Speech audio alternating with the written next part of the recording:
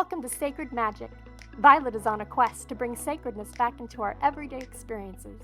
Anyone can have an extraordinary life when they are able to tap into their sacred magic within. Violet and her guests will be sharing their divine passions, inspirations, and stories of connecting with their sacred magic. We are so happy you have joined us today. Let's get started with your host, the magical creator of Discover Your Spiritual Gifts, Violet Rayne.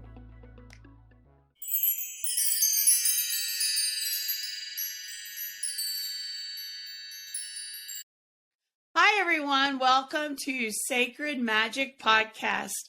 Today, my guest is Granddaughter Crow. She holds a doctorate in leadership, internationally recognized as a medicine person. She comes from a long line of spiritual leaders as a member of the Navajo Nation. She's an award-winning author of The Journey of the Soul, Wisdom of the Natural World, and The Belief, Being, and Beyond with Llewellyn. She dedicates her life to inspiring, encouraging, and empowering individuals to be their authenticity. Oh, that's a big word for me this morning. Welcome, Granddaughter Crow, to the show. Oh, thank you so much, Violet. I love spending time with you in particular and everything that you represent. We've known each other for years now, and I'm just really honored to be here with you and your listeners. Well, thank you. I used to go to Granddaughter Crow for my readings, and then the whole world turned upside down. So we haven't been able to connect as much as we used to. So I'm really excited to have you on the show. And since then, she's written these books, which are pretty amazing, because I think the last time you and I had a session, you were working on the first one and really hadn't gotten it done. So that tells you how long it's been since we've been there. But share with our listeners your journey, your spiritual journey. Of how you got to doing what you do today in a small nutshell. And I know that's asking a lot, right? I can do it. So what I would say is you'll see for any of the readers who do the look into Belief, Being, and Beyond, you'll see a lot of my life story in there. But in a nutshell, I would say that I followed my curiosity and it led me to where I am now. And everything that I do, it's like I like to approach the world from a place of curiosity, because I believe that curiosity is the internal compass towards your authenticity. So, and I'm all about people being authentic and enjoying each other. I'm authentic just like you, which makes us the same. We're both special. So I would say curiosity led me to where I am. I do one-on-one readings. I teach classes. And I'm an author, so yep. I love that. And looking back at your books, like this Wisdom of the Natural World, I've been devouring the information in here because I think it's so, so powerful. And how you connect us to all the different types of spirit animals and talking about animal totems and how animals come into our life for maybe a season or a reason or for a lifetime. Share with us, those that are listening that may not have ever worked with spirit animals, and how you do that and what you can enlighten them about on that path. Absolutely. So first, what I'd say is that if you go back far enough in any lineage, you will find all of our ancestors connected with the natural world, and the natural world taught us things. And then we move through society, especially here, in the United States, the Western, culture and everything. It's really we have a lot of influences that separate us from this wonderful teacher called the natural world. And in my book, Wisdom of the Natural World, it is spiritual and practical teachings from plants, animals, and Mother Earth. So it basically takes us through this beautiful journey of learning how to dialogue with nature without going, oh, I got to Google that. What does that bird mean? You can do that too, but this book helps you to figure out what it's saying to you and connect. And I think that one of the biggest things about connecting with the natural world is that the natural world encourages us to be authentic, because everything in the natural world is authentic. So this book is wonderful to be able to kind of pick up. I talk about how to dialogue with nature. What does it look like in action? And then I take the wisdom that, from my perspective, and help the reader to apply the wisdom that they receive from the tree, like stand tall, to practical things like relationships and romance, business and finance, and health and well-being. So that's it in a nutshell, but it's really, really amazing. This one, hey, you know what? For your listeners, I have not told anybody except for my immediate family. This is Wisdom of the Natural World, translated into Romanian. Wow. How amazing. Yeah. I mean, I can't read it. I think it's something like the intellect of, I'm sure it says Wisdom of the Natural World, but I just received this. And so the book is getting translated into a variety of languages. And I just thought that it was just so special that I just received it, didn't know about it a couple days ago. And I'm like, I am going to gift this, little behind the scenes nugget to Vialet and her audience. So yeah, you can get it in the Romanian language. So I love that. As I was reading this book and really diving in, I love how you talk about the 4 bodies. And most people don't even think about our 4 bodies and how this natural world connects, how we can relate it, how we can learn from it. Share a little bit for listeners that have never heard about the 4 bodies. What are the 4 bodies and why are they so important? Absolutely. So there is a school of thought that we have 4 bodies of existence. And when I talk to you about them, you'll be like, oh yeah, those. One is the physical body, the emotional body, the mental body, and the spiritual body. And understanding that these are bodies help us to reflect on the physical body and understand my physical body needs rest, it needs food, it needs exercise, and so does my emotional body needs rest, food, and exercise. My mental body needs rest, food, and exercise, and my spiritual body needs rest, food, and exercise. And it just kind of helps us to understand and check in, give each one of these a voice. And sometimes they argue with each other, but give each one of them a voice so that you begin to self-discover. And then being able to kind of apply the natural world wisdom to those. And I'll keep it a little mysterious just so that people will be like, oh, but to be able to apply the wisdom from the tree into the 4 bodies of existence, for example, would be like, my physical body needs to stand tall, and I, emotionally maybe and mentally, maybe I need to release the leaves in certain seasons, certain ideas or certain concepts or emotions that aren't serving me any longer. And that's totally normal. And then in the winter time, all of the energy goes down in the tree to the root system. And so this is like, oh, this is my time to go within. And there's just a lot of, basically it's extracting the wisdom or the metaphor, the message that you're getting from whatever it is in the natural world, and learning how to apply it, not only to business and finance and relationships and romance and all of that, but to your 4 bodies of existence so that you can self-discover. I'm all about self-discovery. And I love that you have discovered your spiritual gifts. I'm just like, oh yeah, we vibe. We're vibing on the same wavelength. Absolutely. Well, and what I want to share with the audience is what I love about you is that you take big concepts, and you really put them down into practical, simple ideas that everyone can connect with and go, yeah, I get that. And even in your practice, what I loved about your readings was you take these big concepts, big ideas, and they may not even realize how big they are. And you simplify them for that person so they go, oh, yeah, I get it. I get it. It's almost like a beautiful weave of storytelling and connection.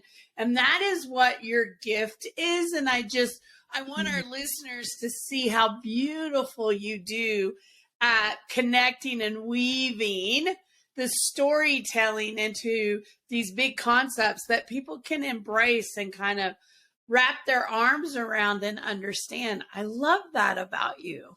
Thank you so much. I think that intellect is, everybody has different types of intellect and everything. But one thing that I realized is that if I can explain some big macro concept to a kindergartner, that's my gift, and I love it because a lot of times, you walk into corporate America or into a certain industry and they use these $5 words.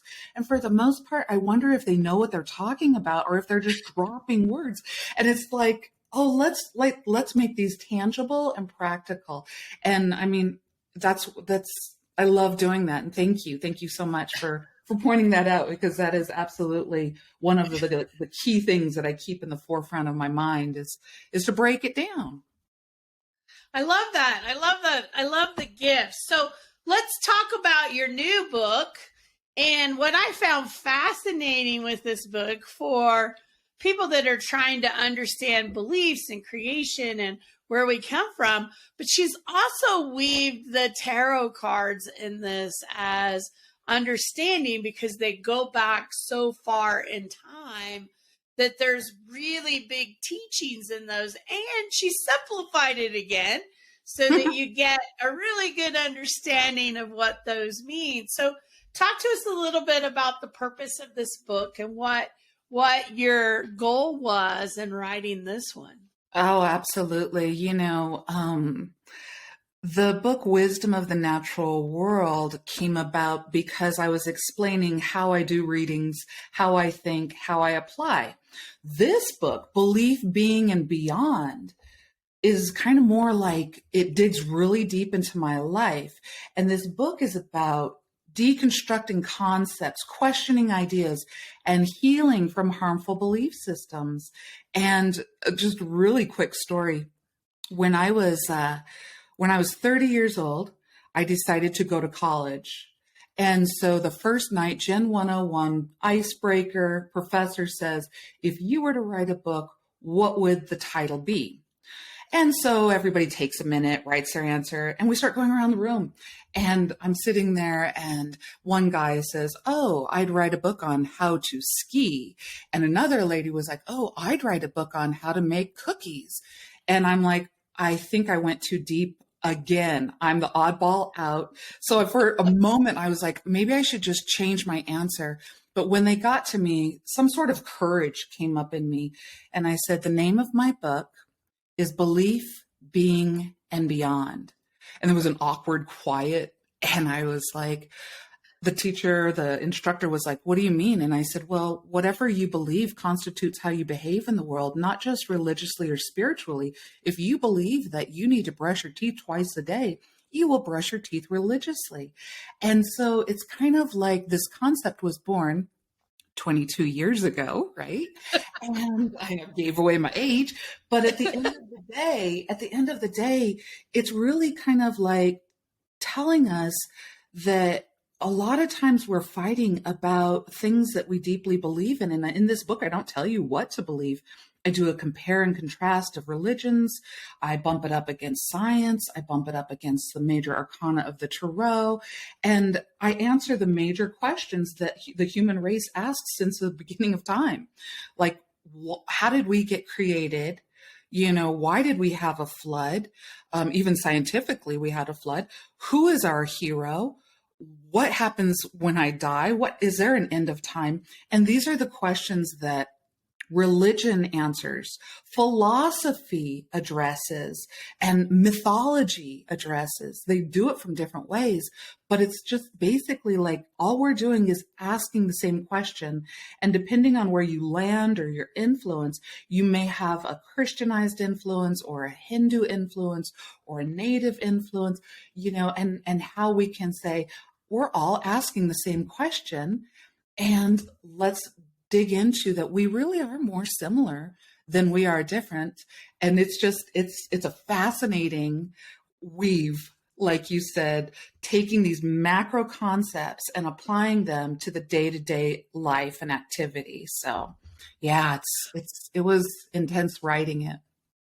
Well, I've always said, and I haven't read really deep in the book, I've kind of went through it, but I've always said that there is truth in all belief systems, and there's a common thread that weaves throughout them no matter what you believe. And I've always told people, I said, I don't think there's a heaven where all the Christians go and a heaven where all the Catholics go. I think we all go back to the same place. And it's perspective, it's belief, it's tradition, it's ancestor, it's all that. But there's commonalities weaved through every bit of it, which I find is closer, at least to my feeling of the truth, than all the other stuff that is noise around it. There's this common foundation. Is that what you found in your study and how putting this together? Absolutely. You hit the nail on the head. I mean, divine source is so big. You can't stuff it into one religion, it's so big. There's so many ways up the mountain. And the beauty is that I'm trying to help us to understand that same concept, that there's a commonality, that because, honestly, Vialet, the thing is that I'm looking around at the world, and I'm finding division and separation, and I'm like, no, guys, don't divide. Let's come back together. And I also believe that, I'm very, very open-minded, and I've studied world religions, and I put a lot of that down in this book, but I also have suffered because of somebody else's belief system telling me that I was wrong for being who I am. And so this book really helps people who have been harmed by certain belief systems to heal and to understand. And I think that that's a big takeaway around this. All of my books, in a nutshell, have a similar theme, which is be authentic, be empowered, self-discovery. That's the theme. And I hit it from different worlds, whether it's the natural world or belief, being and beyond, or the first one, journey of the soul, path of a medicine person. And so, yeah, it is we are more similar than we are different. And I believe that, oh gosh, how they have that story about the 5 blind men and the elephant, and each of the blind men go up to the elephant and feel a different part of the elephant. And then they come back around the fire and they start arguing what the elephant looks like, because one is like, no, it's like the trunk of a tree. And another one's like, no, it's like this big leaf. And another one's like, no, it's like a snake, the trunk. And if they would all stop arguing about it, they would all know that they saw different aspects to it, and they would gain a bigger picture. I love that. And I love your approach of curiosity, because I think in order to grow, evolve, curiosity and being open to new concepts, whether they feel right to you or not, but just recognizing this is a perception. Is it my perception, my truth? Is it somebody else's truth? So many times people are, nope, this is it. This is it. This is exactly what it is. And it's like, even when I teach students, I always say, this is my belief, not yours, but mine. I'm sharing my stories, my experiences, my beliefs. Take what resonates, what feels right to you, and drop the other at the door as you go out. And it doesn't hurt my feelings at all because I want you to have your own journey. I want you to have your own experiences. I want you to walk your own path. I'm just sharing with you what my beliefs, my ideas, my experiences. And please, I don't get offended. There are lots of spiritual teachers out there that are like, it's my belief. You have to believe exactly what I do. And I don't believe that. I believe we're all different. And I may have it wrong. And I'm okay with that. I think it fits for what I need in this time, at this moment. And the one thing I've learned is 2 years from now, it may be different. Right. Right? What it. we think and believe may be totally different. And that's okay. Yeah. Right? And I'm sure you've seen that in your path of 5 years ago, you saw the world in this lens and it looked exactly like this. And then we went through COVID, which is a whole other thing. And it turned us all upside down and around and shook us all up. And now we are like, okay, I have a whole total lens difference. Yes, absolutely. And I am of the same mind. I love, I don't know if you've ever picked up or Googled Khalil Gibran, the prophet. He has a writing on teaching, and he says, no man can give another man his wisdom, for we each have our own. But what we can do is share our hope, our knowledge, our experience, so that we can gently wake up the wisdom within the other person and be a part of that. And so that's the way that I say it, but I am absolutely. And so a lot of times when I teach, I'm like, I am bringing this as a buffet, and there is some meaty stuff in here. So if you're vegan spiritually, throw it out. You don't have to partake, and this is how I see it today. This is based on my knowledge today. This is based on my experience and my perception today, and give myself that ability to continue to unfold like a lotus, because that's the most beautiful thing for me. Yeah. I've had teachers in my past that I looked up to and that were mentors. And, what I noticed is some teachers, they get to a point and they're not exploring, they're not being curious, they're not seeking, they're not learning, they're not expanding, and they just kind of hold in position. And I have always looked at, if you're going to a teacher, are they continuing to seek and learn and expand? Because that's what this is about, right? Agreed. Lord knows how many books I buy a year, and I devour them, right? And classes, even as a spiritual leader and teacher, I still take classes today. Yeah, I still seek other people's thoughts, perceptions, wisdom, experiences. I'm still looking and seeking even as a teacher. Yeah. And I think it's part of our evolution. I don't think it ever leaves us to, I'm done. I'm finished. Right. I don't think we're ever done. I agree with you. I mean, some people say that they're done and then they start going away. But at the end of the day, at the base of both of your and my approach to sharing wisdom is that I like to say, I am a curious student. And when I get so full that I want to share it, I share it, and they call me a teacher. But really at the heart of me, I'm a curious student that is listening with an open mind, and I don't have to accept everything that is being tossed at me. I get to choose, and so does everybody else. And I think that this book, also Belief, Being, and Beyond, really takes us through. Ask a question, then you'll get the answer. Act upon that answer and manifest that which you want to manifest. But if you do not ask a question, all of the answers could be right in front of you. And if you don't pose a question, you won't recognize the answer. You won't see it as an answer. You'll see it as just something. And so I really say that a lot because I am Gen X. I was raised in a very strict Christian household where both of those tie into children should be seen and not heard and do not question. And so I'm like, oh no, please question, please be curious, because then and only then you get answers, and then you start discovering your authenticity. And I love it. I mean, you and I are like we're so similar in the way that we are approaching this whole thing.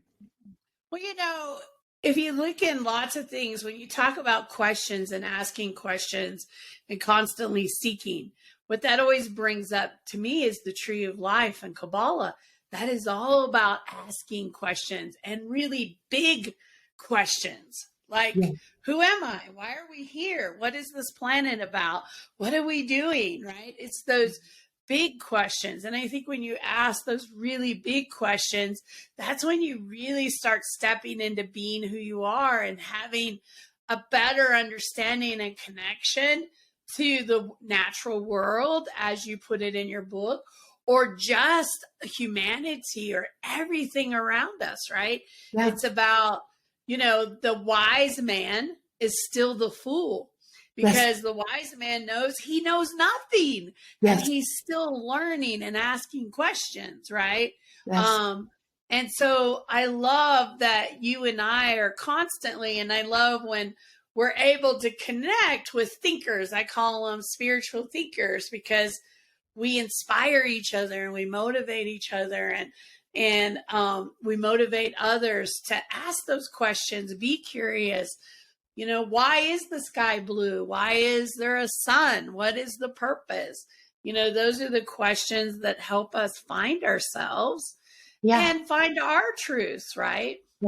Yes, absolutely. 100%. And speaking of the tree of life and more or less the Kabbalah itself, when I do go through In Belief, Being, and Beyond, the major arcana of the Tarot, you will see that I am referencing the Kabbalah in order to understand the different images in the card and the different, things in the card. And it's just, absolutely. There are so many different modalities. I studied the Kabbalah and the Tree of Life. It was great, because what I did was I got like a 6-foot piece of cardboard, and I drew the Tree of Life and all of the different pathways and the sephirotes, and I laid on it and meditated, and just made it fun. I love that, because it's meant to fuel our curiosity. It's meant to create deep knowledge and wisdom. I mean, all of these teachings it's just about being open to something you may not understand or know or ever heard of. Just be curious and pay attention to where your soul guides you, because we are guided along paths of, curiosity and finding ourselves, and trust that instinct that we have within us. Absolutely. Big time. So, Granddaughter Crow, share with us, what are your offerings? How do people find you? If they wanted to connect, what do you offer on your website, and what things can they possibly consider doing with you? I would love to. So just remember Granddaughter Crow, and you can look me up, www.granddaughtercrow.com.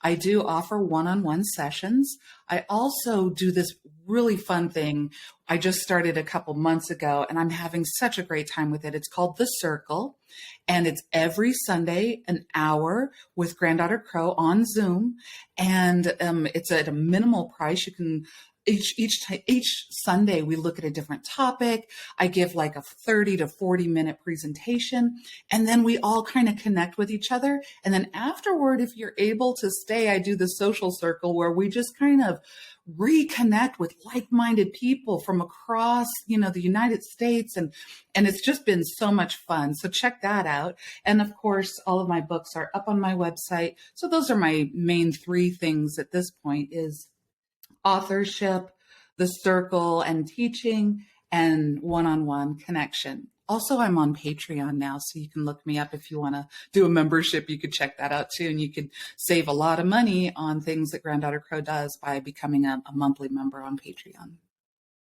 I love that. I so appreciate you and was so excited that we got to reconnect today. And I hope it doesn't take us as long next time to reconnect because I love connecting with you and seeing you. And I know that this will not be your last book. I Correct. guarantee there's probably more coming, and I'm excited to see what else comes forward. So I think it's beautiful what you're doing. So thank you for your gifts to the world and sharing those gifts with others. And thanks for being on the show today. Oh, it's my pleasure. Absolutely. Absolutely. Thank you. Thank you. For our listeners, thank you for watching Sacred Magic Podcast. I hope that you will follow us on whatever platform that you're listening on. And we hope to see you soon, either in another podcast or at Discover Your Spiritual Gifts in Littleton, Colorado. Thanks so much and have an amazing week.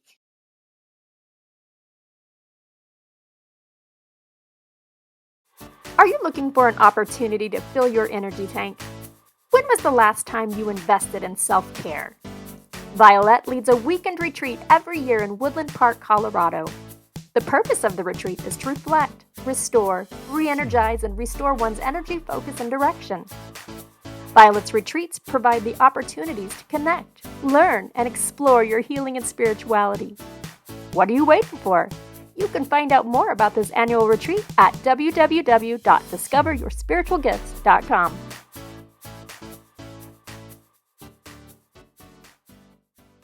Thank you for joining us. To find out more about Vialet, head over to discoveryourspiritualgifts.com. You can also send a personal message to Vialet through email, violet@discoveryourspiritualgifts.com. If you love the show, subscribe to our podcast on Apple Podcasts, Google Podcast, or Spotify. Until next time, remember, we are meant to have abundant and joyful lives. We hope to see you soon at Discover Your Spiritual Gifts.